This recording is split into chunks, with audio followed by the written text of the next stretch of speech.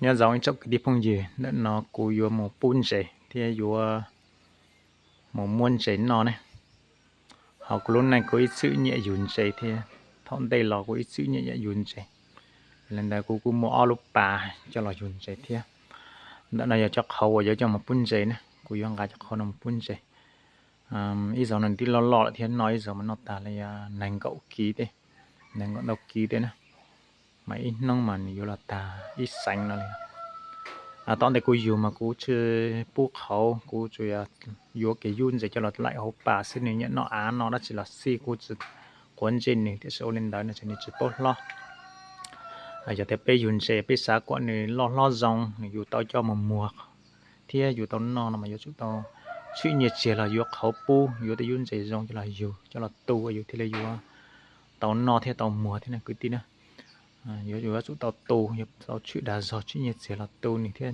lo rong anh cố mà ở lúc này nhá rồi giờ tao xin là cố một cái chân dây dòng này lột tê cố chỉ bao mỗi đã chỉ cố chơi dây dù cái dùng bùa tôi dù cho chúng chân đông tê xứ nè cố cho nên một xe cố bún dây cố lúc bàn dây nhá kiến đợi tao dây trong đất tao là mình dây xí cố đi dù tao lấy lúc liền tao nó lại cố chờ bóc cử ở liều tây thế này cố cho liệt thế nhớ chả nó tận đây này liệt sẽ có mấy đau ở lúc bàn dây nó lại cô cho xong chọn tông lấy này bỏ chân tông tí nó này bọc cứ tên là lo nhất sợ nữa chính thì tao bọc kín nó đấy là thì giờ trò thế này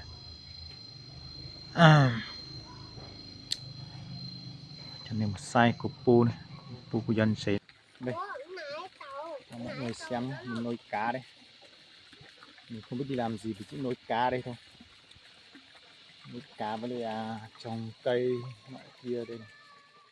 Có cá ăn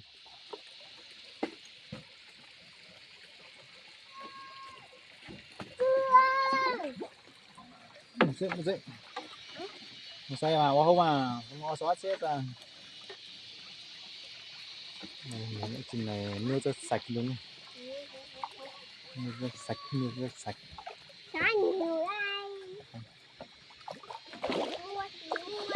Acha, tao mà sao được quá, muốn thì khó của này lọt đâu, ao của mình nó rộng hơn 2.000 mét,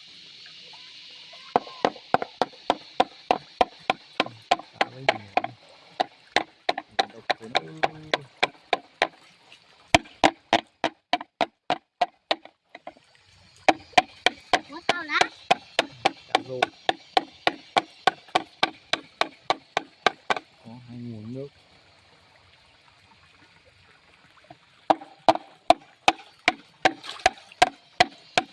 Bố tao lắm bố. Tao.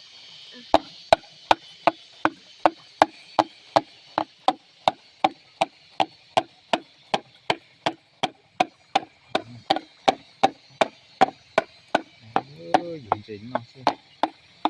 Dùng chính lên. Dùng cái tông nó thế nhá. Cũng quạng cũng nói thì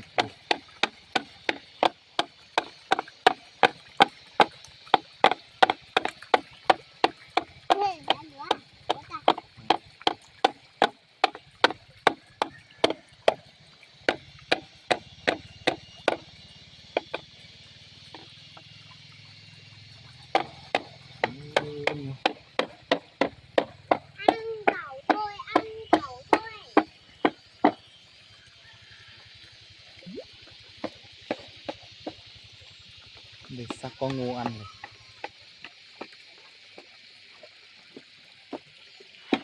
Mình cũng trồng cái ngô nữa.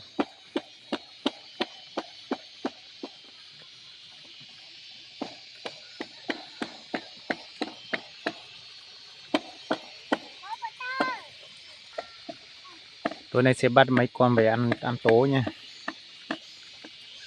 Muốn chế nữa, muốn chế non, có xiết mà giống non. Không có nhiều mà dù gai nặng giống non thì muốn chế chín non.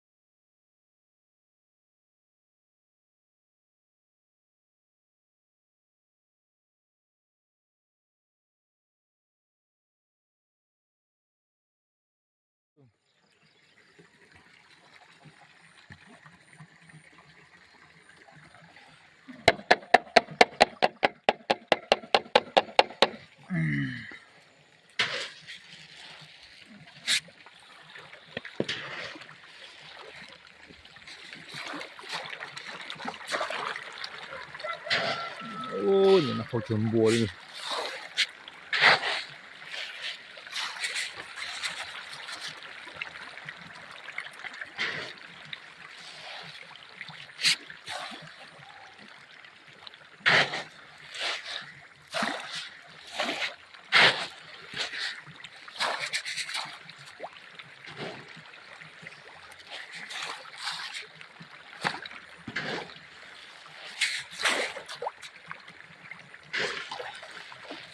đẹp chưa như thế này thì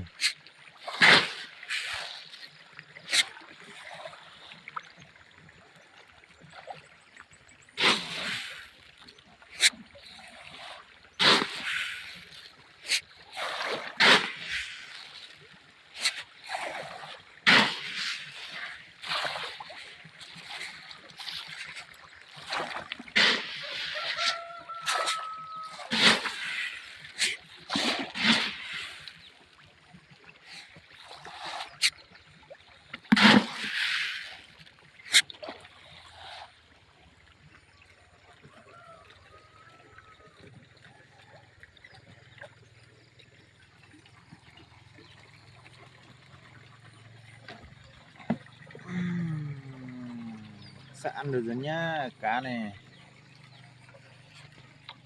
tầm tháng nữa là bắt đầu anh em nhà mới ăn có là bắt đầu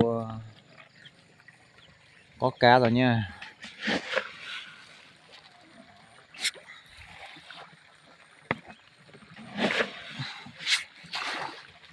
Đây, nước rất sạch luôn. Hai vòi.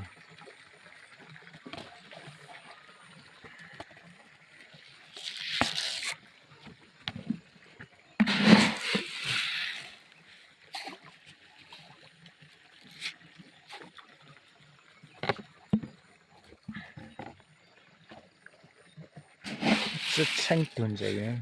Rất chanh. Rất chanh. Rất bùa tù.